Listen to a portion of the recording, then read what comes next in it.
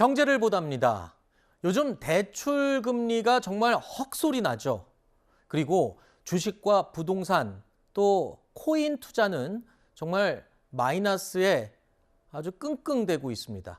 자, 그러다 보니까 여윳돈들은요, 은행 예금과 적금에 모두 몰리고 있는 상황이라고 합니다. 고금리 시대의 생존 전략을 경제산업부의 강유연 기자와 함께 짚어보겠습니다. 자, 강 기자, 일단 고금리 상품에 가입하겠다고 은행 오픈런이다. 이게 무슨 옷가게 갈 때 아침에 문 열 때 뛰어가는 걸 오픈런이라고 하잖아요. 근데 은행 오픈런을 하기도 한다고요, 요즘? 네, 맞습니다. 네. 그리고 요즘에 뱅보드 차트라는 말도 있는데요. 빌보드 차트는 들어봤지만 뱅보드 차트는 뭡니까?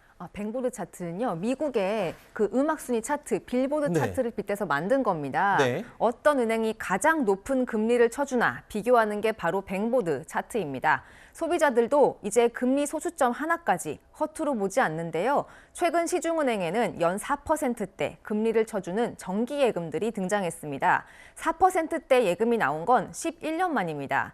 이에 맞서 저축은행 업계는 연 6%대 이자를 주는 정기예금도 앞다퉈 내놓고 있는데요. 사람들이 몰리면서 앱 접속 지연 사태까지 벌어졌습니다. 저 정도 이자율이면 저도 굉장히 탐이 나는데 가장 인기 있는 상품이 어떤 겁니까? 여러 가지가 있습니다. 네. 이벤트에 응모해서 당첨이 되거나 네. 카드 사용, 첫 거래, 급여 이체 이런 여러 조건들을 만족하면 최고 금리를 연 10% 이상 쳐주는 적금 상품도 있고요.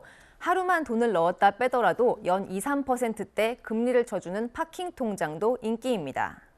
제일 안정적인 투자가 은행에 저금하는 거다라고 어릴 때부터 부모님한테 듣고 자랐었는데 네. 주식은 이 애만 태우고 발만 동동 구르는 경우가 많았어요. 그러면 이런 시기에는 예적금, 이 은행 태클을 좀 하면 좋겠는데 좀 좋은 방법 하나 좀 소개해 주시죠. 네, 요즘 자고 나면 예금 금리가 오른다라는 말이 나오고 있는데요. 그래서 조금 더 기다렸다가 가입해야 하나 고민하시는 분들 많을 겁니다.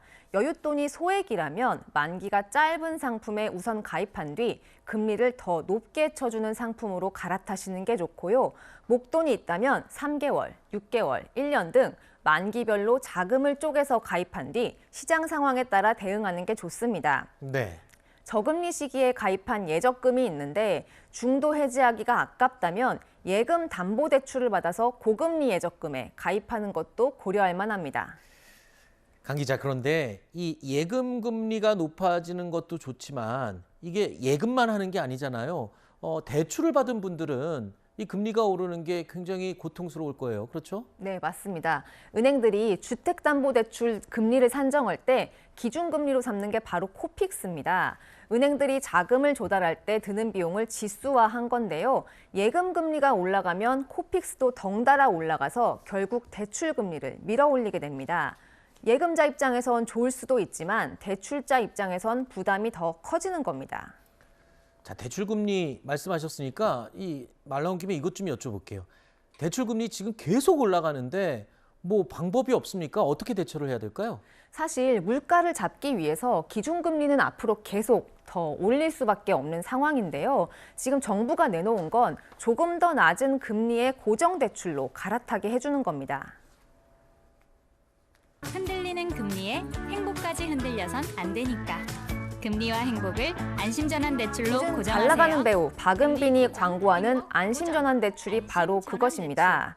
그런데 의외로 신청률이 15%에 불과할 만큼 저조합니다. 부부 합산 소득 7천만 원에 집값은 시세로 4억 원 이하, 소유자만 신청할 수 있는데요. 조건이 너무 까다로운 겁니다. 이 때문에 금융당국은 주택가격 기준을 6억 원 이하로 올리는 방안을 검토 중입니다. 네, 안심 전환 대출 취지는 좋은데 이게 이 적용 기준이 안 되는 사람들이 많으니까 그야말로 그름의 떡 아닙니까? 그러면 뭐 좋은 방법 하나 없습니까? 일부 은행들의 경우에는요, 신용대출의 경우에 만기가 3개월 남은 시점부터 중도상환 수수료를 면제해주고 있습니다. 이를 고려하시고 가급적 빚은 빨리 갚는 게 좋겠습니다. 또 변동금리 주택담보대출을 받는다고 하면 기준금리를 신규 코픽스로 할 것이냐, 신잔액 코픽스로 할 것이냐를 선택해야 합니다. 신잔액 코픽스는 금리 급등세가 서서히 반영되기 때문에 금리 인상기엔 통상 신잔액 코픽스를 추천합니다. 또 금리 상한형 특약에 가입하는 것도 고려할 만합니다.